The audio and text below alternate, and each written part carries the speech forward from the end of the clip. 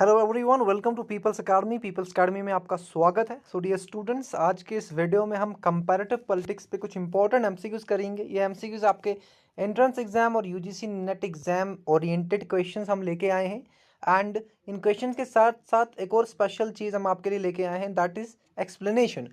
एक स्लाइड में आपको क्वेश्चन देखने को मिलेगा, एक स्लाइड में आपको एक्सप्लेनेशन देखने को मिलेगी, which makes this particular video interesting.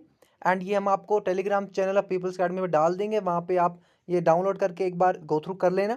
सो चलिए शुरू करते हैं। एंड अगर चैनल पर पहली बार आए हैं तो चैनल को सब्सक्राइब करें एंड बाकी लोगों से शेयर करें। And at the end of this video please give your feedback in the comment section on this particular video. So चलिए शुरू करते हैं, देखते हैं आज का पहला क्वेश्चन क्या है। सो ये है हमारा पीपीटी जो आपको टेलीग्राम चैनल पीपल्स अकेडमी में मिल जाएगा। तो चलिए शुरू करते हैं, देखते हैं आज का हमारा पहला question. So this is question number 1, match the following and choose the correct option.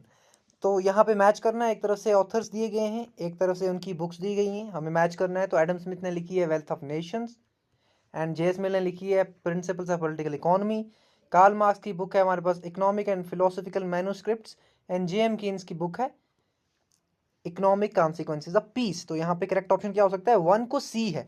तो देखो 1 को सी, एक तो इसमें है एक तो इसमें है, तो ये दो ऑप्शन एलिमिनेट हो जाते हैं। इस तरह से आप एग्जाम में क्वेश्चंस को सॉल्व करेंगे।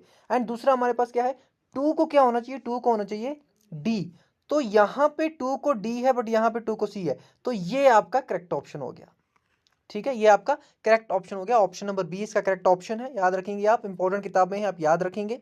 चलते हैं नेक्स्ट क्वेश्चन पे। यहाँ पे मैं आपको बता दूं, जेएस मिल ने एक आइडिया भी दिया था self regarding and other regarding actions का। यहाँ पे मैं एक्स्ट्रा आपको बता रहा हूँ, self regarding and other regarding actions, self regarding and other regarding actions, जिसको हार्म प्रिंसिपल कहते हैं, कि स्टेट वहां पे इंटरफेयर नहीं करेगा जहां पे सेल्फ रिगार्डिंग एक्शंस है, लेकिन वहां पे स्टेट इंटरफेयर करेगा जहां पे अदर रिगार्डिंग एक्शंस है। ये हार्म प्रिंसिपल था किसका? जेएस मिल का, हार्म प्रिंसिपल। चलते हैं नेक्स्ट क्वेश्चन पे। एंड यहाँ पे जो स्पेशल चीज़ है इस वीडियो की वो ये है एक्सप्लेनेशंस। यहाँ पे देख सकते हैं Adam Smith, David Ricardo, Karl Marx, JS Mill and John Maynard Keynes की बुक्स के नाम यहाँ पे मैं लिखे हैं मैंने, जो इस क्वेश्चन से रिलेटेड है, तो आप इसको भी देखेंगे एक बार। चलते हैं हम अपने नेक्स्ट क्वेश्चन पे।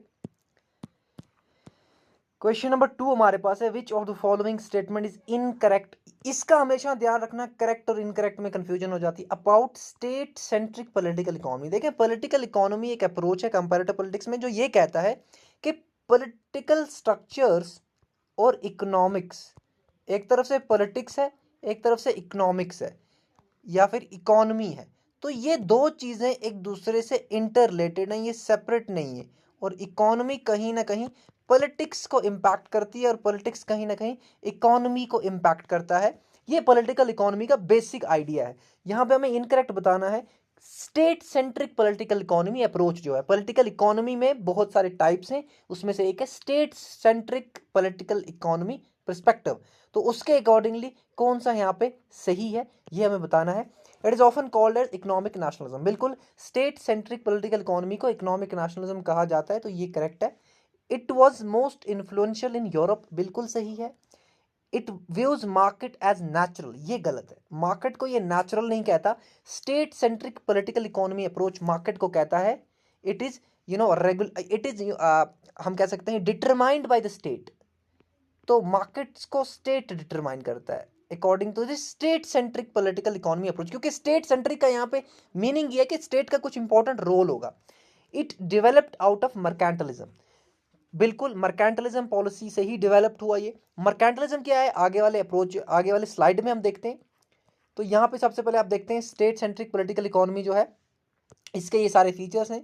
इसको इकोनॉमिक नेशनलिज्म कहा जाता है। एंड इसके साथ साथ ये यूरोप में इन्फ्लुएंस था इसका बहुत ज़्यादा। इसके साथ साथ मर्केंटलिज्म से ये डेवलप हुआ। और ये स्टेट को क्या, ये मार्केट को क्या कहता है कि मार्केट जो है उनको स्टेट शेप करता है। मार्केट स्ट्रक्चर जो होती हैं वो स्टेट की वजह से होती हैं, स्टेट पावर की वजह से होती हैं, क्योंकि स्टेट सेंट्रिक नाम से ही हमें समझ आ जाना चाहिए। एंड अब यहाँ पे मर्केंटलिज्म का नाम आया था, तो देख लेते हैं मर्केंटलिज्म क्या है। मर्केंटलिज्म एक ऐसी फिलोसफी है जो ये कहती है कि स्टेट का सिग्निफिकेंट रोल है इकोनॉमिक में, ठीक है, इकोनॉमिक डेवलपमेंट में, इकोनॉमिक रिलेशंस में स्टेट का एक बहुत इंपॉर्टेंट रोल है।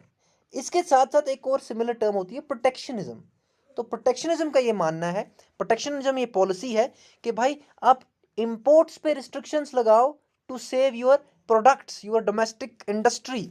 फॉर एग्जांपल हमारे पास इंडिया है एंड हमारे पास चाइना है, दो कंट्रीज हैं इंडिया एंड चाइना। अब दोनों, इंडिया जो प्रोडक्ट इंडिया में बनाता है यहाँ पे, चाइना उसी तरह का प्रोडक्ट चाइना में बनाता है और इंडिया में वो सस्ते दामों पे बेच रहा है। अब क्या होगा, इंडिया का अपना प्रोडक्ट जो है उसकी वैल्यू खत्म हो जाएगी, इसलिए इंडिया क्या करेगा, चाइना के इंपोर्ट्स पे क्या करेगा, चाइना जो इंडिया में इंपोर्ट करता है चीजें उन पे बैन लगाएगा, उन पे रिस्ट्रिक्शंस लगाएगा, बहुत ज्यादा टैक्स लगा देगा, टैरिफ्स लगा देगा।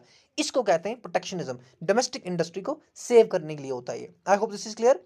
चलते हैं नेक्स्ट क्वेश्चन पे।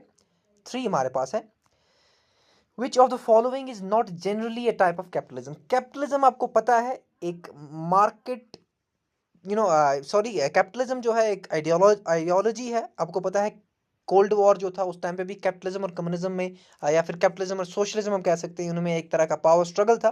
तो कैपिटलिस्ट इकोनॉमी जो है, कैपिटलिस्ट सिस्टम जो है, इसके कुछ टाइप्स दिए गए हैं डिफरेंट थिंकर्स ने, डिफरेंट पॉलिटिकल साइंटिस्ट ने। तो उसमें से एक नहीं है जो यहाँ पे हमें बताना है कौन सा नहीं है। तो एनार्किस्ट कैपिटलिज्म अभी तक नहीं, ये क्लासिफिकेशन नहीं की है किसी ने एनार्किस्ट कैपिटलिज्म का नाम, क्योंकि ये बिल्कुल एक दूसरे से अलग अलग है।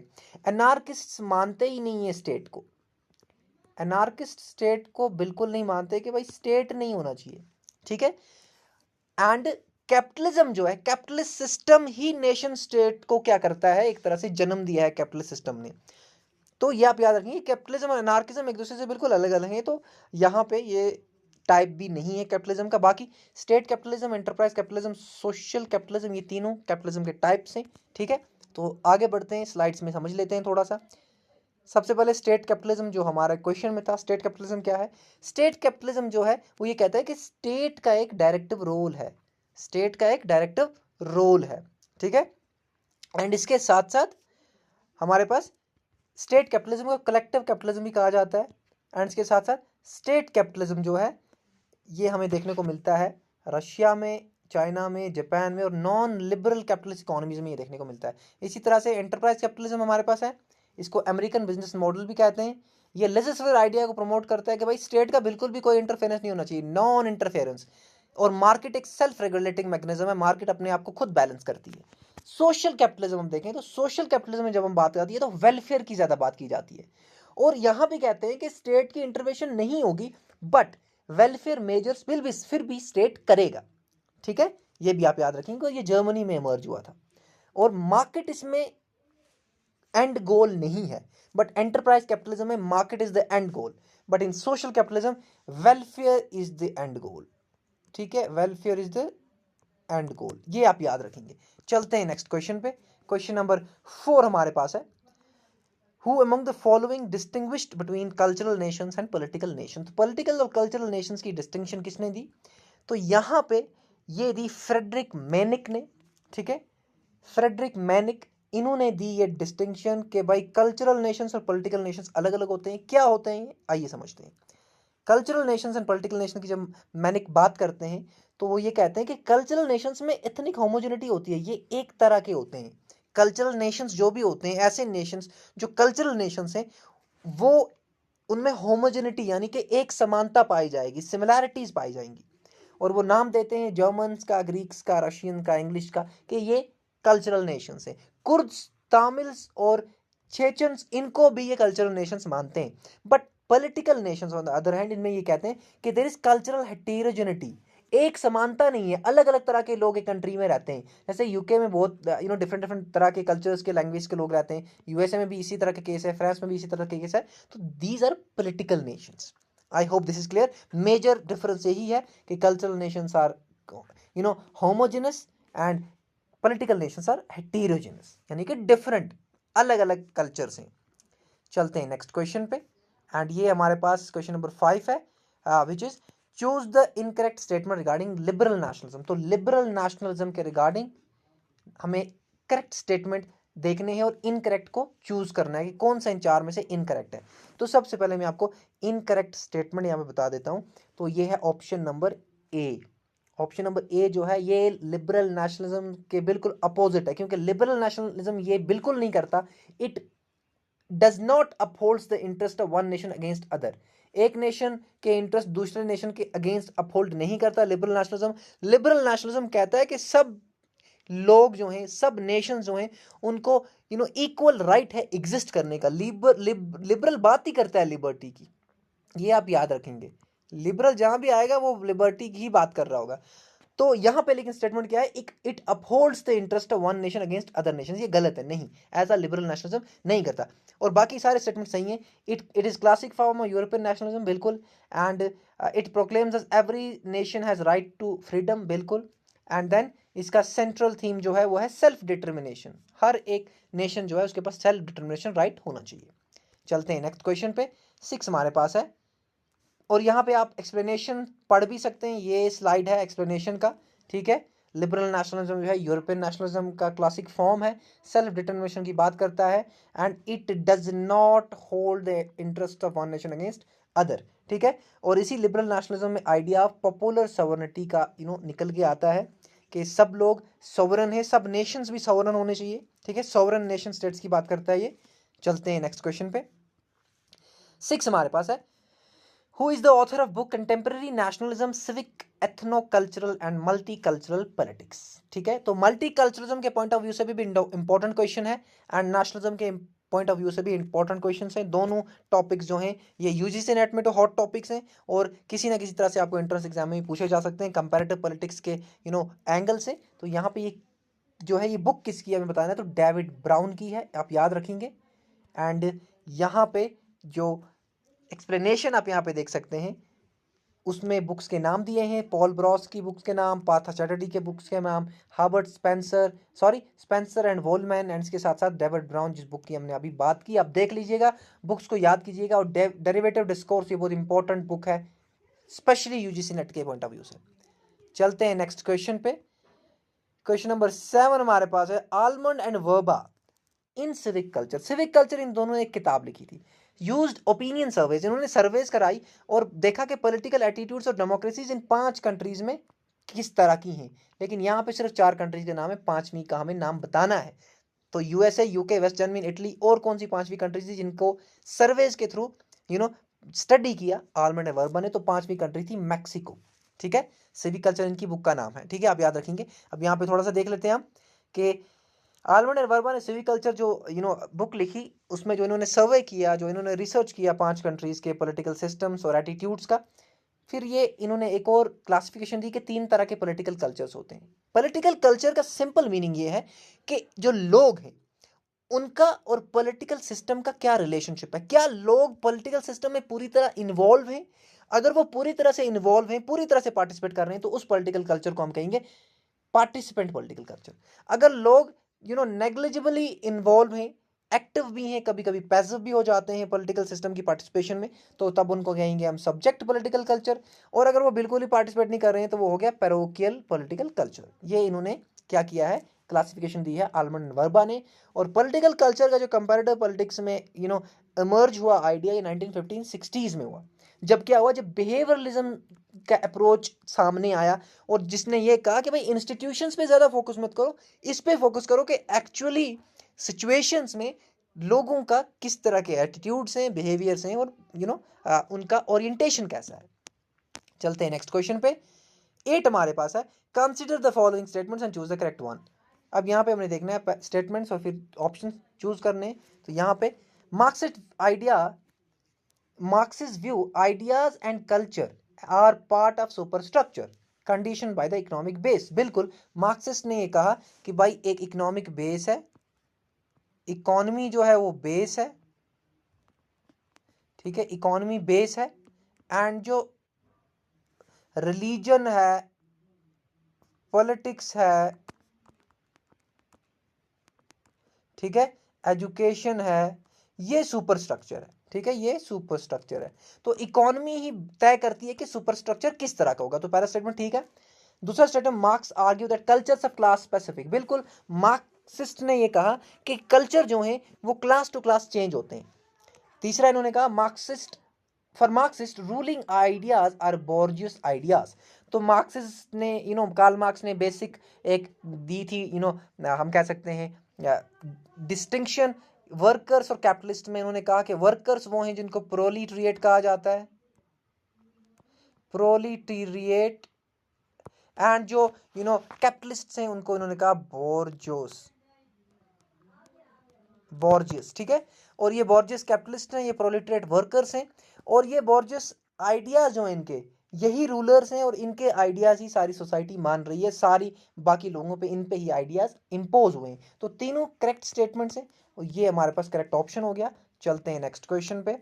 एक्सप्लेनेशन यहाँ पे दी है, जर्मन आइडियोलॉजी जो बुक लिखी मार्क्स और एंगल्स ने मिलके, ठीक है, उसमें इन्होंने कहा आइडियाज ऑफ रूलिंग क्लास, कि रूलिंग क्लास के जो आइडियाज हैं वो हिस्ट्री के हर एक स्टेज में क्या है, रूलिंग आइडियाज हैं, वही आइडियाज रूल करते हैं, ठीक है। तो यहाँ पे इन्होंने कहा कि इकोनॉमी जो है वो बेस है, और बाकी चीजें जो हैं, कल्चर जो है, आइडियाज जो हैं, रिलीजन जो है वो सुपर स्ट्रक्चर है, और बेस ही सुपर स्ट्रक्चर को मोल्ड करता है, डिटरमाइन करता है। I hope this is clear. Then question number 9, Which of the following statement is incorrect about Antonio Gramsci? Antonio Gramsci सबसे पहले याद रखेंगे, ये एक नियो मार्क्सिस्ट है, नियो मार्क्सिस्ट, और ये बहुत खतरनाक नियो मार्क्सिस्ट है। इन्होंने आइडिया दिया, सबसे इंपॉर्टेंट आइडिया हेजेमनी का। तो यहाँ पे स्टेटमेंट इनके पढ़ लेते हैं। इन्होंने सोशलिस्ट पार्टी को ज्वाइन किया 1930 में, ठीक है। ये इटालियन थे, याद रखना।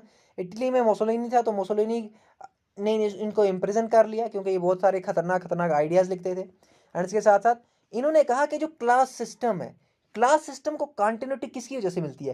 क्लास सिस्टम को कॉन्टिन्यूटी मिलती है हेजेमनी की वजह से, आइडियोलॉजिकल डोमिनेशन। हेजेमनी क्या है? Ideological domination.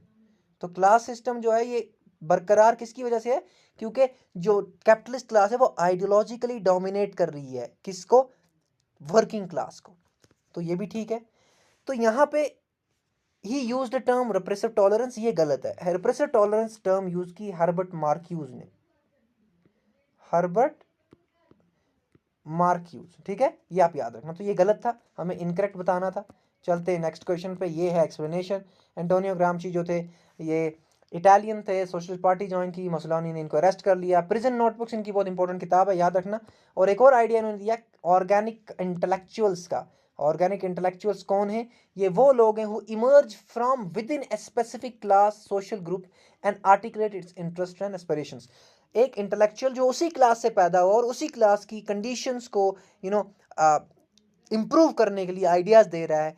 और organic intellectuals according to Antonio Gramsci कौन थे? जो वर्किंग क्लास में लोग थे, जो वर्किंग क्लास में लोग थे। और इसी में इंटेलेक्चुअल्स जो पैदा हुए और इसी वर्किंग क्लास को अपलिफ्ट करने के लिए और कैपिटलिस्ट को रिप्लेस करने के लिए ये आइडियाज देंगे, ठीक है। और ये होते हैं इंटेलेक्चुअल, जिनको ऑर्गेनिक इंटेलेक्चुअल्स का एंटोनियो ग्रामशी ने। I hope this is clear. चलते हैं नेक्स्ट क्वेश्चन पे। 10th हमारे पास है, who argued that variations in the quality of local government in different regions of Italy were determined by the presence or the absence of the traditions of civic engagement। तो यहाँ पे question ये पूछ रहा है, थोड़ा सा डिफिकल्ट लैंग्वेज है क्वेश्चन की, लेकिन क्वेश्चंस में ये स्पेसिफिकली इटली पे क्वेश्चन है कि भाई इटली के डिफरेंट रीजन्स में जो लोकल गवर्नमेंट की क्वालिटी है वो एक रीजन से दूसरे रीजन में चेंज क्यों है? इस वजह से है कि कहीं पे लोगों का इंगेजमेंट ज्यादा है, प्रेजेंट है, और कहीं पे लोगों का इंगेजमेंट कम है या बिल्कुल नहीं है, एब्सेंट है। तो लोगों का कितना ज्यादा इंगेजमेंट लोकल गवर्नमेंट पे होगा ये तय करेगा कि वहां की लोकल गवर्नमेंट की क्वालिटी क्या है। तो ये किसने कहा? ये कहा हमारे पास यहाँ पे रॉबर्ट पटनम ने, ठीक है। रॉबर्ट पटनम ने ये कहा है। यहाँ पे आगे हम समझ लेते हैं। रॉबर्ट पटनम ने, इनकी एक किताब है bowling alone, collapse and revival of American community. इसमें इन्होंने कहा कि भाई सिविक एंगेजमेंट जितनी ज़्यादा होगी उतनी क्वालिटी ऑफ लोकल गवर्नमेंट ज़्यादा होगा। इनकी बाकी किताबें हैं जैसे कि मेकिंग डेमोक्रेसी वर्क, ठीक है, ये याद रखेंगे। और उन्होंने ये भी किया कि जो टीवी का इन्फ्लुएंस है, ठीक है, ये किस तरह से लोगों को इन्फ्लुएंस कर रहा है, जो टेलीविजन है, जो मीडिया है, ये किस तरह से इन्फ्लुएंस कर रहा है, ये भी आइडिया दिया। Then 11th question, who argued, 2 बार आर्ग्यूड हो गया है, ठीक है। हु आर्ग्यूड, इतना भी आर्ग्यू नहीं किया था इसने, ओके।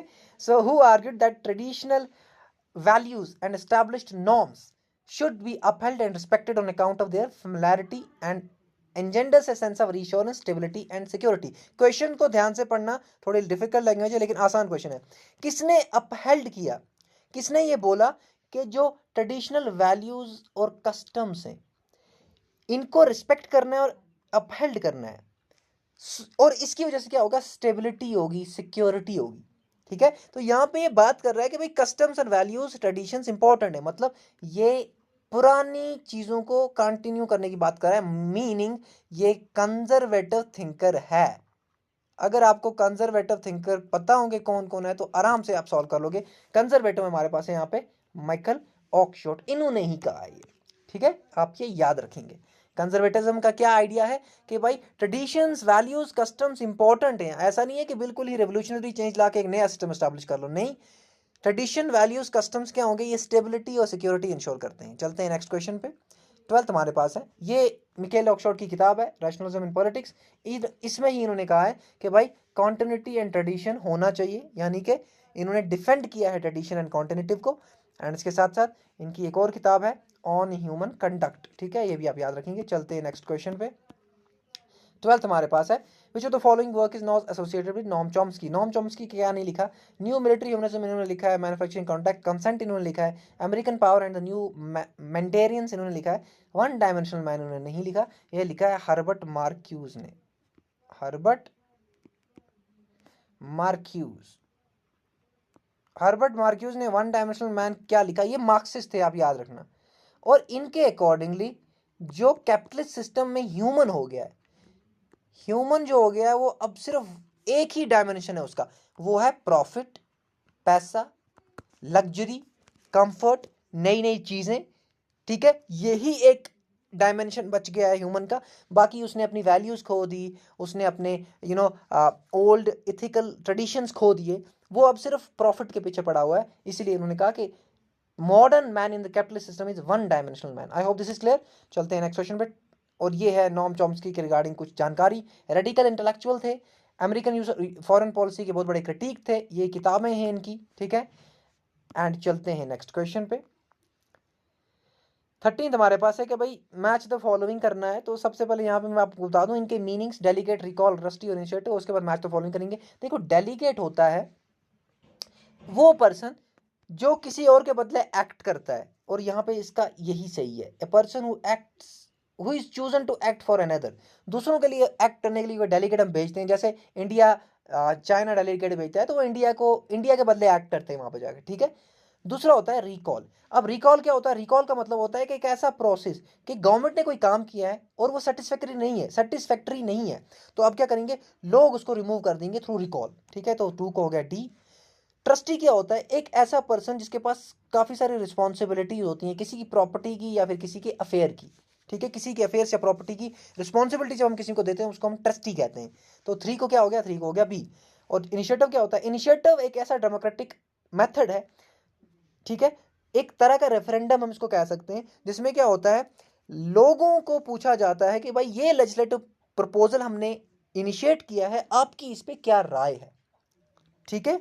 तो लेजिस्लेटिव प्रपोजल्स जो हैं वो इनिशिएटिव के थ्रू क्या करते हैं, लोग हम कह सकते हैं कि रेज करते हैं। फॉर एग्जांपल लोग कल को ये कहें कि ये पर्टिकुलर बिल होना चाहिए और सारे लोग ये कहने लगे तो इसको हम इनिशिएटिव कहेंगे, ठीक है। A type of referendum through which public is able to raise legislative proposals, कि पब्लिक जब ये कहती है कि भाई लेजिस्लेचर को ये पर्टिकुलर लॉ बना देना चाहिए, तो ये हो गया इनिशिएटिव। तो यहाँ 4 को क्या हो गया, 4 को हो गया सी, ठीक है। तो थोड़ी सी गंद मच गई, फर्स्ट को ए, 2 को डी, ट्रस्टी को बी एंड इनिशिएटिव को सी, ठीक है। तो 1 को ए कहाँ पे है, 1 को ए 3 में है, तो कट गया हमारे पास ये ऑप्शन, ठीक है। फिर यहाँ पे क्या है, रिकॉल, रिकॉल डी है, तो 2 को डी कहाँ पे है, 2 को डी यहाँ भी है, 2 को डी यहाँ भी है, तो कट गया भाई ये, ठीक है। तो बच गए हमारे पास कौन से, ए एंड सी। अब यहाँ पे हम देख लेते हैं कि ट्रस्टी क्या है, ट्रस्टी है 3 को बी, 3 को बी कहाँ पे है, 3 को बी जो है वो सिर्फ पहले में है, इसमें नहीं है, तो कट गया ये भी, ठीक है। तो यहाँ पे हमारे पास ऑप्शन नंबर ए करेक्ट हो गया। चलते हैं नेक्स्ट क्वेश्चन पे। हमारे पास ये है एक्सप्लेनेशन, आप देख लीजिएगा ये क्या होता है, रिकॉल, ट्रस्टी, इनिशिएटिव, मैंडेट, ठीक है। एंड इसके साथ साथ 14 हमारे पास है, who among the following, which of the following is not among the central functions of elections. Election का कौन सा फंक्शन नहीं है, रिक्रूटिंग पॉलिटिशियंस, बिल्कुल पॉलिटिशियन इलेक्ट होते हैं। वीकनिंग लेजिटिमेसी, लेजिटिमेसी को इलेक्शंस वीक नहीं करते, तो ये गलत हो गया। प्रोवाइडिंग रिप्रेजेंटेशन, बिल्कुल रिप्रेजेंटेशन होती है, वोटर्स एजुकेट होते हैं, तो यहाँ पे लेजिटिमेसी को वीक नहीं करता है इलेक्शन, लेजिटिमेसी को स्ट्रॉन्ग करता है इलेक्शन, तो ये गलत हो गया, ठीक है। चलते हैं नेक्स्ट क्वेश्चन पे। 15 हमारे पास है, the upsurge of democratisation in 1980s। देखिए 1980 में बहुत सारी कंट्रीज ऐसी थी जो डेमोक्रेटिक होने लग गई। यूएसएसआर डिसइंटीग्रेट हुआ तो उसके बाद भी बहुत सारी कंट्रीज ने क्या किया, डेमोक्रेसी को अडॉप्ट कर लिया। तो डेमोक्रेसी जब डेमोक्रेटाइजेशन जब हुई तो पार्टीज फ्लोरिश करने लगी, तो ये सही स्टेटमेंट है। दूसरा क्या है, एशिया, अफ्रीका और लैटिन अमेरिका में जब मिलिट्री रिजीम्स कोलैप्स हुई तो बहुत सारी पार्टीज री इमर्ज हुई, तो ये भी करेक्ट है। तो दोनों स्टेटमेंट करेक्ट है हमारे पास, ठीक है। चलते हैं नेक्स्ट क्वेश्चन पे। क्वेश्चन नंबर हमारे पास 16 है, identify the type of groups from the following. ये स्टेटमेंट पढ़ने और इन ग्रुप्स में से हमें बताना है ये कौन सा ग्रुप है। तो they are embedded in the social fabric and the membership is based on birth. And इनकी एग्जांपल्स हमारे पास है family, tribes, caste, ethnic groups. तो इनको कौन सा ग्रुप कहेंगे, जो जिनकी मेंबरशिप बर्थ पे बेस्ड होती है और जिनकी ये एग्जांपल्स हैं, तो ये हो गए कम्युनल ग्रुप्स, ठीक है। चलते हैं यहाँ पे स्लाइड में देखते हैं, कम्युनल ग्रुप्स हैं, इंस्टीट्यूशनल ग्रुप्स हैं और एसोसिएशनल ग्रुप्स हैं, ठीक है। तो कम्युनल ग्रुप्स क्या होंगे, बर्थ पे इनकी मेंबरशिप बेस्ड होती है और ये इनके एग्जांपल्स हैं। इंस्टीट्यूशनल ग्रुप्स हो गए जो मशीनरी या गवर्नमेंट से लिंक्ड होते हैं, ठीक है। और एसोसिएशनल ग्रुप्स क्या होते हैं, ये वो ग्रुप्स होते हैं जिनमें सब लोगों का एक कॉमन गोल होता है, लिमिटेड गोल्स होते हैं बट कॉमन इंटरेस्ट होते हैं। चलते हैं नेक्स्ट क्वेश्चन पे। 17 हमारे पास है, which political thinker argued that when the groups are adequately stated everything is stated। तो ये किसने कहा, अर्थर बेंटले ने कहा है। क्यों कहा है यहाँ पे देखते हैं। अर्थर बेंटले भाई साहब ने कहा कि भाई प्रोसेस ऑफ गवर्नमेंट इनकी किताब, इन्होंने इसमें कहा कि जो ग्रुप्स हैं इनका एक बहुत इंपॉर्टेंट रोल है पॉलिटिकल सिस्टम्स में। इनका एक फंडामेंटल ये एक फंडामेंटल पिलर्स हैं पॉलिटिकल प्रोसेस के, क्योंकि ये डिमांड्स को लेके जाते हैं गवर्नमेंट के पास, ठीक है। इंटरेस्ट्स को गवर्नमेंट के सामने प्रेजेंट करते हैं, तो इसलिए ये बहुत इंपॉर्टेंट है। इसलिए इन्होंने कहा even the interests are when the groups are adequately stated everything is stated. और एक और इसके साथ एक टर्म मैं आपको बता दूं, प्लूरलिज्म। तो प्लूरलिज्म ये कहता है कि भाई जो गवर्नमेंट है इसमें सेंट्रलाइजेशन नहीं होनी चाहिए, प्लूरलिज्म होना चाहिए। पॉलिटिकल पावर किसी एक के पास नहीं होना चाहिए, फ्रेगमेंटेड होना चाहिए, डिस्पर्स होना चाहिए, काफी लोगों के पास होना चाहिए। और डिसीजन जो है वो इंटरेक्शन और बार्गेनिंग के साथ होना चाहिए, डिस्कशंस के साथ होना चाहिए। ये बेसिकली टर्म जो है ये आइडिया जो है रॉबर्ट डॉल ने दिया है। अब याद रखिए इन्होंने एक और टर्म इंट्रोड्यूस की थी, पोलार्की। पोलार्की में भी यही कहते हैं कि डिसेंट्रलाइजेशन होनी चाहिए, फ्रेगमेंटेशन ऑफ पावर होना चाहिए। इसका करेक्ट ऑप्शन ये था, आप याद रखना। 18 हमारे पास है, ये एक्सप्लेनेशन है मैंने आपको बता दी। 18th क्वेश्चन है, most modern parties fall into the category of what, Otto Kirchheimer टर्म। तो मॉडर्न पार्टीज को ऑटो क्रिशेमर ने क्या कहा है, तो इन्होंने कहा है कि ये कैच ऑल पार्टीज हैं। जितनी भी मॉडर्न पार्टीज हैं कैच ऑल पार्टीज हैं। क्यों कहा इन्होंने कहा कि मॉडर्न पार्टीज जो हैं वो कैच ऑल पार्टीज हैं। क्यों, क्योंकि ये अपना आइडियोलॉजिकल बैगेज रिड्यूस कर रहे हैं। ये कोई ऐसा सटीक चीज नहीं रख रहे हैं जिसमें कोई आने से घबराए, जिसमें पार्टी ज्वाइन करने से कोई डिस्करेज हो जाए। मॉडर्न पार्टीज ऐसी पार्टी हैं जो बहुत ही फ्लेक्सिबल हैं, बहुत ही लिबरल टाइप हैं, और इसलिए ये सबको अपनी तरफ अट्रैक्ट कर लेती हैं। That is why they call it कैचल party. जैसे कि हमारे पास रिपब्लिकन्स हैं, डेमोक्रेट्स हैं, लेबर पार्टी है यूके में। इस तरह से ये पार्टीज के जो नाम है ये कैचल पार्टीज की एग्जांपल्स हैं।